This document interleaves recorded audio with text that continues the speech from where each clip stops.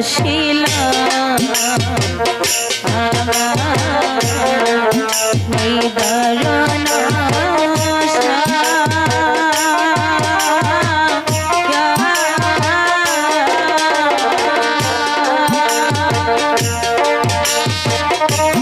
তোমায় নিয়ে বনে বসিলাম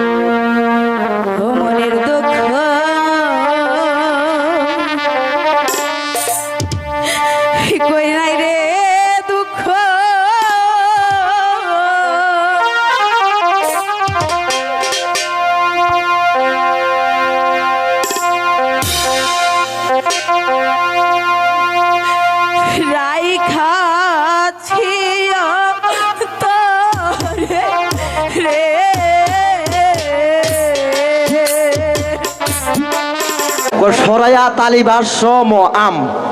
আরে হলো কাঁঠাল। তোমরা সবাই এসেছো? জি হুজুর এসেছি। রহিম এসেছো? জি স্যার। ও তোমরা সবাই এসেছো না? আচ্ছা, গতকাল যে পড়া তোমাদেরকে দিয়েছিলাম সে পড়াটা হয়েছে?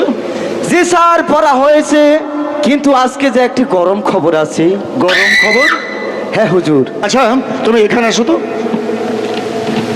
এদিকে মুখ করে দাও। ওটা ঠান্ডা খবর, আমি কই?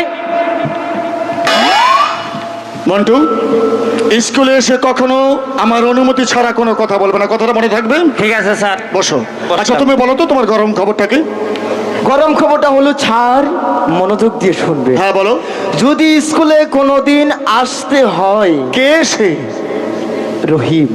রহিম? ওই মাইলানির ছেলে রহিম। হ্যাঁ। উড়িয়াবাজ ঘোড়া এবং জরির জামা পরে স্কুলে আসতে হবে, এ হলো সায়েদ বাদশার আদেশ। আচ্ছা তুমি কি সুস্থ না অসুস্থ? জি স্যার, আমি সুস্থই। তোমার বাদশাহ এই কথাটা বলেছে? জি স্যার। রহিম আগামীকাল থেকে স্কুলে আসতে হলে জরির পোশাকে পরে এবং উড়িয়া বাজা ঘোড়ায় চড়ে এই স্কুলে আসতে হবে। আসতে হবে। এটা সত্য কথা? জি স্যার। এটা সায়েদ বাদশার আদেশ? সায়েদ বাদশার আদেশ। অত্যন্ত দুঃখের কথা। আচ্ছা রহিম ব্যতীত তোমাদের সাথে ফকিন্নির বললা। চলে যাও, স্যার আমিও। সবাই চলে যাও। মন্টু যাও, আর একটু ক্লাস করতাম, খাতাটা নিয়ে যাও। পরে আবার চাইছিলাম। রহিম শুনেছো বাবা, সায়েদ বাদশার আদেশ, আগামীকাল থেকে এই স্কুলে তোমাকে আসতে হলে জরির পোশাকে পরে উড়িয়াবাজ ঘোড়ার পৃষ্ঠে সওয়ার হয়ে তারপর এই স্কুলে আসতে হবে।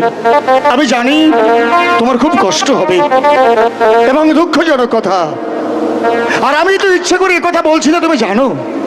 আরও একটি কথা জানো, আমি সায়েদ বাদশার বেতনভুক্ত কর্মচারী মাত্র। আমাকে উনি যে আদেশ করবে আমাকে তা পালন করতেই হবে। তাই তোমাকে এই কথাটা জানিয়ে দিতে বাধ্য হলাম। আমাকে তুমি অপরাধী করে নেবে।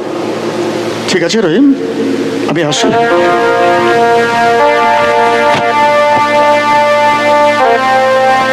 হায় খোদা, আমি এখন কোথায় যাব, কোথায় পাবো